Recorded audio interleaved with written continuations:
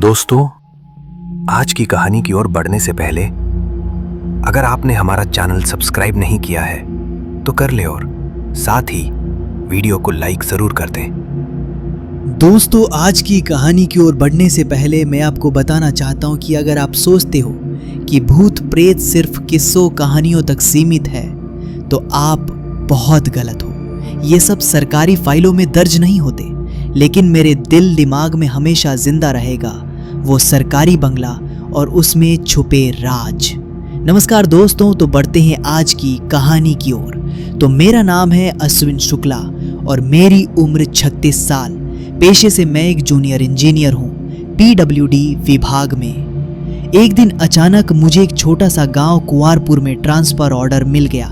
वो गांव जंगलों के बीच बसा हुआ था, जहां नेटवर्क नहीं और बिजली भी अक्सर गुल रहती थी। मुझे बताया गया कि वहां एक सरकारी निरीक्षण बंगला है जहां मुझे रहना होगा और गांव के बाकी कर्मचारी बस्ती में रहते हैं। पर मेरे सीनियर ने हंसते हुए कहा, सरकारी बंगला खाली पड़ा है, रह लोगे अकेले, बहुत हवादार है। मैं इनकी बातों पर इतना गौर नहीं किया और चल दिया।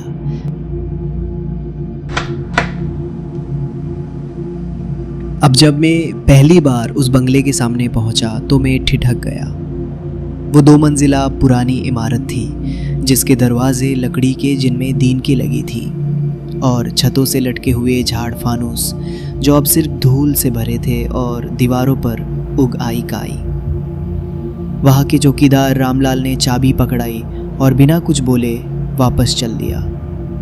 अब मैंने दरवाज़ा खोला तो अंदर घुप अंधेरा था और मेरी टॉर्च की रोशनी सीधी एक पुराने फटे हुए सोफे पर पड़ी और ऊपर दीवार पर किसी महिला की बड़ी पुरानी तस्वीर थी। उसकी आंखें जैसे मेरा पीछा कर रही हों। अब रात का समय होते ही हवाओं की चीख और सीढ़ियों की चरमराहट शुरू हो गई। मैंने सोचा पुरानी इमारत है इसलिए हवा में आवाज़ें होती हैं, लेकिन तभी किचन से बर्तनों की टकराने की आवाज़ आई। ये सुनकर मैं जैसे ही किचन की तरफ गया तो बर्तन अपनी जगह पर थे। तभी अचानक मुझे लगा कि कोई मेरी पीठ के पीछे से झांक रहा है और जैसे ही मैं मुड़ा तो कोई नहीं। अब मैं जाकर अपने कमरे में सो गया और आधी रात के समय नींद में मुझे एक सपना आया जिसमें एक औरत लाल साड़ी में सीढ़ियों पर उल्टा चलती हुई और उसका मुंह ढका हुआ था। वो बुदबुदा रही थी कि कागज़ कहाँ है वो फाइल। अब मेरे माथे पर पसीना था और जब आँख खुली तो मैं बंगले के बरामदे में था, जबकि मैं सोया था बेडरूम में था। अब डर के मारे मैंने रात तो काट ली, लेकिन दिल की धड़कन सुबह तक तेज थी। अब अगले दिन मैं गांव के मुखिया के पास गया तो उन्होंने कहा, सरकारी बंगले में रात बिता ली आपने? मैंने कहा हाँ, पर कुछ अजीब चीज़ें महसूस हुई।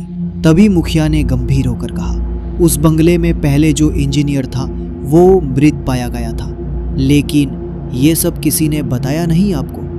तभी ये सब सुनकर मैं डर गया और कहा, नहीं, पर वो एक फाइल के बारे में छानबीन कर रहा था। तब मुखिया ने कहा कि एक सरकारी जमीन को हड़पने की रिपोर्ट थी और उसी रात उसकी खिड़की से गिरने से मौत हो गई थी, पर खून उसकी आंखों से निकला था, पर जमीन पर उसका खून नहीं था। अब जब मैं बंगले में वापस आया तो उसी महिला की तस्वीर के पीछे एक हल्की सी दरार दिखी और छेड़ने पर वहां एक कागज का पुराना पैकेट मिला। अंदर भूस्वामित्व की पैसों के बदले जमीन बेची गई अवैध फाइलें थी। जैसे ही मैंने उन्हें छुआ तो बंगले की बिजली चली गई और दरवाजे अपने आप बंद हो गए। फिर सीढ़ियों पर किसी के चलने की आवाज आई, लेकिन देखा तो कोई नहीं था। मैं नीचे भागा तो देखा कि दीवार पर उसी महिला की तस्वीर से खून बह रहा था, पर उसका चेहरा अब बदला हुआ था, बिल्कुल हड्डियों जैसा। अब रात 2 बजे मुझे एक आवाज सुनाई दी, मुझे इंसाफ चाहिए। मैंने देखा कि वही लाल साड़ी वाली औरत अब मेरी आंखों के सामने खड़ी थी और उसने बताया, मैं सावित्री देवी हूँ। मेरे पति ने सरकारी जमीन बेच दी थी फर्जी दस्तावेजों से। जब मैंने विरोध किया तो उन्होंने मुझे इसी बंगले में जला दिया। अब जो भी इन कागजों को छूता है वो मर जाता है। और मुझे जब तक इंसाफ नहीं मिलेगा मैं यहीं भटकती रहूंगी। अगली सुबह जब मैंने दस्तावेज गांव के सचिव को दिखाए तो वो घबरा गया और पूछा, तुमने उन्हें छू लिया, अब तुम भी नहीं बचोगे। और उसने कहा, गांव के कई बड़े अफसर इसमें शामिल हैं। पिछला अफसर भी यही उजागर करना चाहता था लेकिन मारा गया और अब तुम्हारी बारी है। ये सब सुनकर मैं बंगले में चला गया, पर यह मेरी सबसे बड़ी गलती साबित हुई, सब कुछ जानते हुए भी। उस रात में दौड़कर बंगले से भागा, पर हर रास्ता उस बंगले को ही लौटता, जैसे कोई अदृश्य दीवार गांव को घेरे हुए हो। अब मैं उस बंगले में बंद था और बिजली, फोन सब बंद। रात भर उसी औरत की परछाई मेरे सामने खड़ी रहती, कभी खिड़की पर सरकिसती तो कभी बाथरूम के आईने में दिखती। मैंने कागज जलाने की कोशिश की पर वो जलते ही नहीं। अब अगले ही दिन मैंने तय किया कि ये सब मैं सरकार तक पहुंचाऊंगा। मैंने कैमरा लगाया और दस्तावेज स्कैन किए।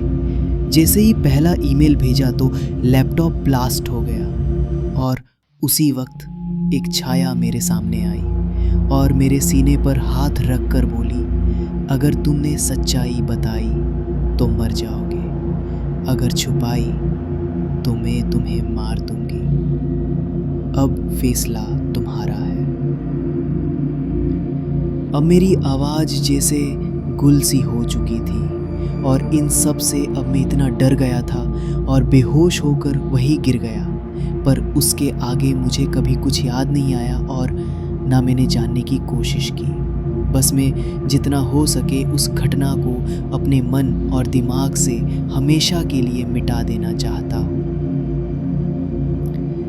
आज 1 साल बाद भी दोस्तों मैं जिंदा तो हूँ लेकिन इंसान नहीं रहा। मेरी आंखों में नींद नहीं और मेरे कमरे में अब भी उसी बंगले की छाया है। वो सरकारी बंगला अब भी खड़ा है। सरकार ने उसे सुधार के नाम पर सील कर दिया है, लेकिन हर नए अफसर को वहाँ रहने का आदेश आज भी दिया जाता है। क्यों? क्योंकि कुछ राज ऐसे होते हैं जो मर कर भी जिंदा रहते हैं। तो दोस्तों आज की कहानी में बस इतना ही। कहानी आपको पसंद आई हो तो वीडियो को लाइक शेयर ज़रूर कर दें और मैं आपका दोस्त जल्दी मिलूंगा एक ऐसी ही डरावनी कहानी के साथ। तब तक के लिए बाय एंड टेक केयर।